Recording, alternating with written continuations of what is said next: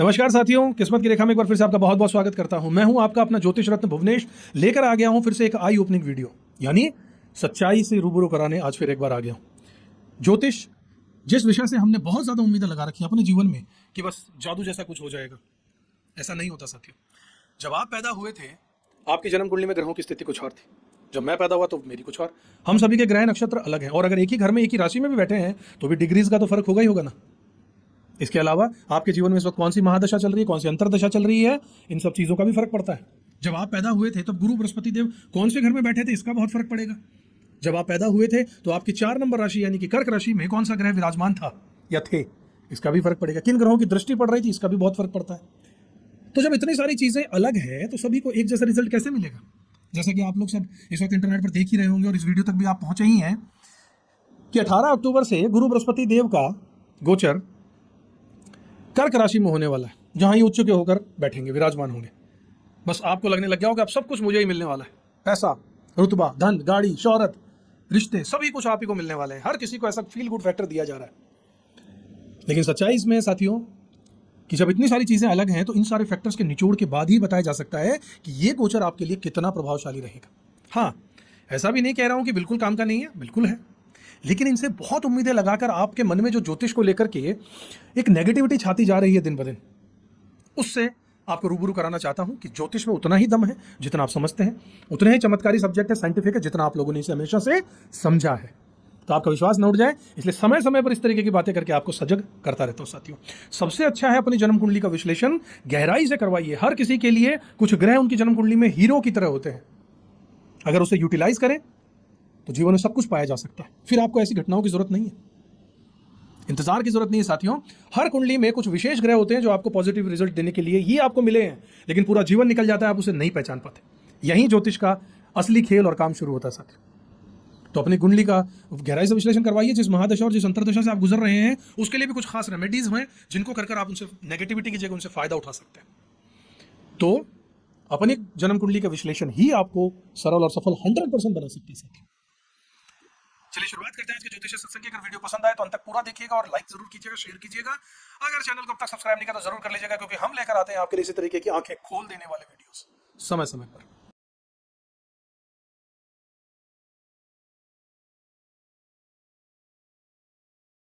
दोस्तों, आज हम चर्चा करेंगे बृहस्पति देव के उस खास गोचर की जिसका असर गहराई से हर किसी की जिंदगी पर पड़ने वाला है। इस समय गुरु मिथुन राशि में है, लेकिन 18 अक्टूबर से लेकर के 5 दिसंबर तक वो अपनी उच्च राशि यानी कर्क राशि में प्रवेश कर जाएंगे। भले ही ये अवधि सिर्फ 1.5 महीने के आसपास की हो, लेकिन इसका प्रभाव लंबे समय तक महसूस जरूर किया जाएगा। कर्क राशि गुरु की उच्च राशि है। यहाँ पर आकर गुरु अपनी असली शक्ति में आ जाते हैं। जैसे कि कोई थका हुआ यात्री लंबे सफर के बाद में घर लौटता है और सुकून आता है उसे, वैसे ही गुरु भी कर्क में आकर अपना वास्तविक स्वरूप लेने पर मजबूर हो जाते हैं और हर किसी को ऐसा अवसर मिलता है। इस कारण इसे बहुत मंगलकारी और विशेष समय माना जाएगा। गुरु का मतलब है ज्ञान, धर्म, आस्था, उम्मीद और विस्तार। जब गुरु मजबूत होते हैं तो इंसान के जीवन में उजाला भर देते हैं। वहीं कर्क राशि घर, परिवार, माँ, भावनाओं, आपके आंतरिक संतोष की भी प्रतीक होती है। कर्क राशि जहाँ पर गुरु आ रहे हैं, तो जब गुरु यहाँ पर आएंगे तब लोगों का ध्यान बाहर की दुनिया की हलचल से बिल्कुल हट जाएगा। अपने घर, अपने रिश्ते, अपनी खुशियाँ, इसी तरफ उनका ध्यान चला जाएगा। मिथुन में रहकर गुरु ने हमें अब तक जानकारी, इंफॉर्मेशन, नेटवर्किंग, सामाजिक गतिविधियाँ इन्हीं से जोड़ा था, लेकिन अब यह दौर बदल जाएगा। जैसे शोरगुल भरे कोई बाजार से निकलकर कोई शांत मंदिर में पहुँच गया हो, वैसे ही अब जोर होगा रिश्तों को संभालने पर, घर को सुखमय बनाने पर और भीतर से संतुष्टि पाने पर। अंदर की शांति के लिए इंसान काम करेगा, क्योंकि मन का कारक है 4 नंबर राशि, जहां गुरु गोचर करेंगे। ये गोचर केवल व्यक्तिगत जीवन नहीं बल्कि समाज पर भी, पूरे समाज पर, सोसाइटी पर असर डालेगा। धीरे धीरे दुनिया अब ये समझेगी कि सच्चा विकास तभी है जब सबको साथ लेकर आगे बढ़ा जाए, यानी वसुदेव कुटुंबकम। ये सोच और गहरी हो जाएगी। लोग अपनी जड़ें, परंपराएं, आध्यात्म की ओर लौट जाएंगे। पूजा पाठ, ध्यान, यज्ञ और मंत्र जाप में बहुत सारे लोगों की रुचि अचानक से बढ़ने लगेगी। इस दौरान एक और ख़ास घटना भी होगी। गुरु कर्क में होंगे और शनि मीन राशि में यहाँ पर। इसका मतलब ये है कि गुरु शनि का त्रिकोण यानी कि ट्राइन बन रहा है। एक तो ये जो ट्राइंगल बन रहा है एक इंपॉर्टेंट, दूसरा शनि जो है वो गुरु की राशि में ही गोचर कर रहे हैं। ये योग बहुत शक्तिशाली माना जाएगा। गुरु यहाँ पर ज्ञान और आस्था देने वाले हैं, वहीं शनि अनुशासन और कर्म का फल देते हैं। दोनों के त्रिकोण में आ जाने से समय कुछ ऐसा बनेगा कि सपनों को हकीकत में बदलने की ताकत इंसान को मिलने लगेगी। यह योग समाज को भी नई दिशा देगा। न्याय, अनुशासन और सामूहिक विकास की ओर इंसान बढ़ेगा, समाज बढ़ेगा। मानो भाग्य और कर्म दोनों मिलकर सफलता और स्थिरता की राह दिखाने लगे हों। ये सचमुच दुर्लभ और गहराई से छू जाने वाला समय रहेगा साथियों। अब सवाल यह है कि यह गोचर आपकी कुंडली पर कैसा असर डालेगा।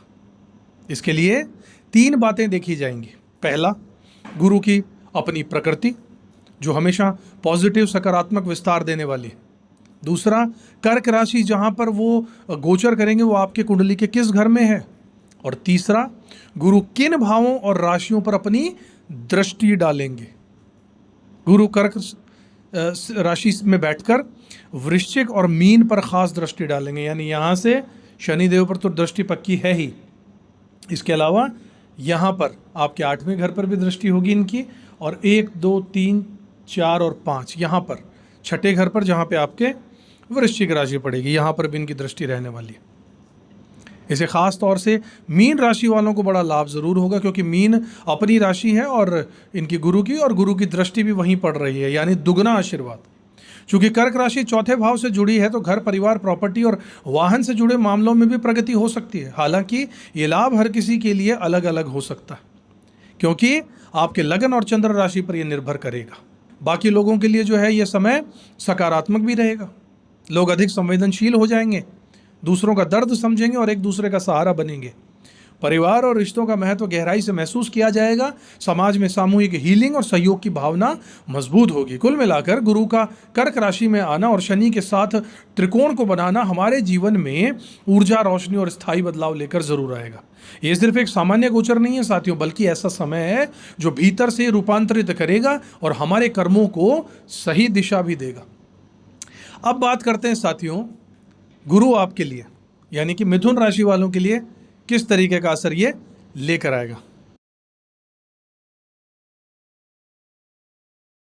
तो साथियों, आपकी मिथुन राशि और मिथुन लग्न अगर आपका है तो आप पर क्या इसका असर होगा उसकी बात करते हैं। जैसा कि आप जानते हैं कि अभी बृहस्पति महाराज मिथुन राशि में यानी आपके यहीं पहले घर में विराजमान थे।